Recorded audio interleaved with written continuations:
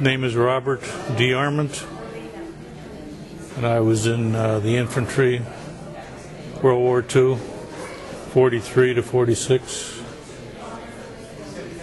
Served in Europe. Went over with the 63rd Division. I trained in Van Dorn, Camp Van Dorn, Mississippi, and went over as a unit, and got over there just at the time of the Bulge. We were in the Alsace-Lorraine section of France, and there was a breakout there with the Germans. So they took our regiment and put it with the 3rd Division. So I served with the 3rd Division also, and then later they reorganized our division, and then we went on through Germany and Siegfried Line and to the end of the war. I was in combat for 6 months to the end of the war. I was in a rifle company. I was a machine gunner with a weapons platoon and a rifle company. Went over as gunner in a machine gun squad, and we soon took casualties, and I was made a sergeant and then a staff sergeant, machine gun section leader, and I ended up as a platoon leader because all the officers and non-coms superior to me had been hit or killed.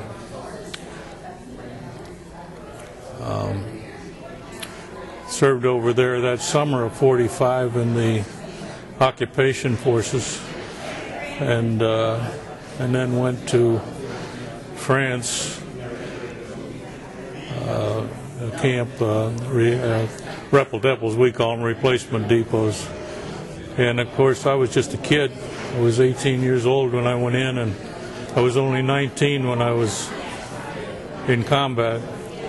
So I didn't have a lot of points, and of course they had a point system to come home, so I had to wait my turn.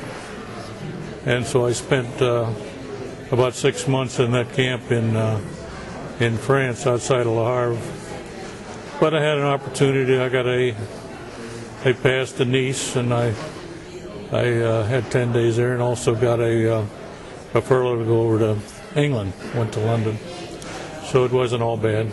But of course, we were very anxious to come home. Right. I came home in May of 46. I know some of the troops at Battle of the Bulge did not have proper winter gear. What about your? That's right. We didn't either. We went over with combat boots, which are fine except when you get into very cold weather, which we were in, and snow. So they got us what we call shoe packs, but they're not good for marching. But we weren't doing a lot of marching at that time. It was pretty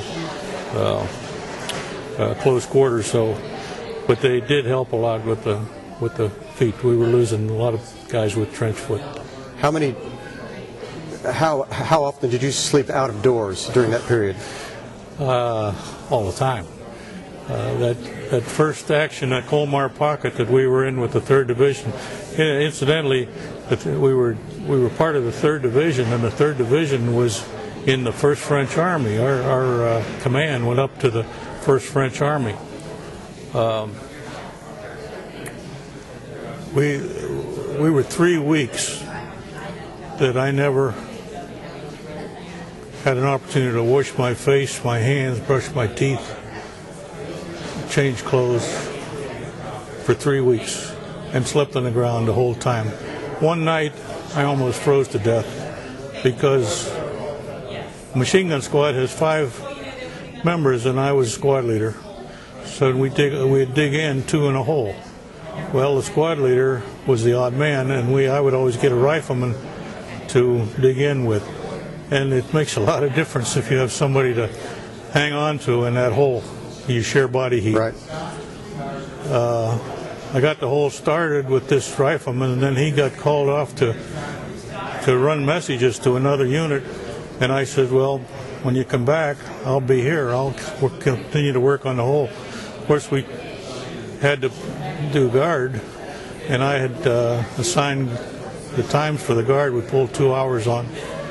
I dug the hole and got in it, and we had no blankets, nothing. and I, of course, went right to sleep. The guy woke me up to take my turn at guard. I couldn't move. And I said, "You got to pull me out of this hole." And he got a hold of my arm and pulled me up, and I couldn't feel anything from my waist down. Wow. And I leaned against a tree. He got in his hole because he was in a hurry. Didn't blame him. But I leaned against the tree and just forced my feet to start moving. And for 2 hours, I just kept working on it. And at the end of 2 hours, I could double time in place. And I got that blood all circulating again. And I've always thought that if he hadn't wakened me when he did, I would have frozen to death or at least lost my feet at the very best. And I read after the war, I knew it was cold, didn't know how cold it was, but I read it was 10 below zero that night where we were.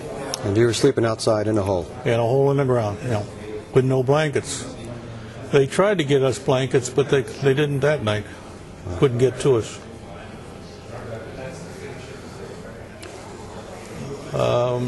That was one of the toughest times I ever had. And then another action in that Colmar pocket deal that we had with the 1st French Army and the 3rd Division, I got hit in the head.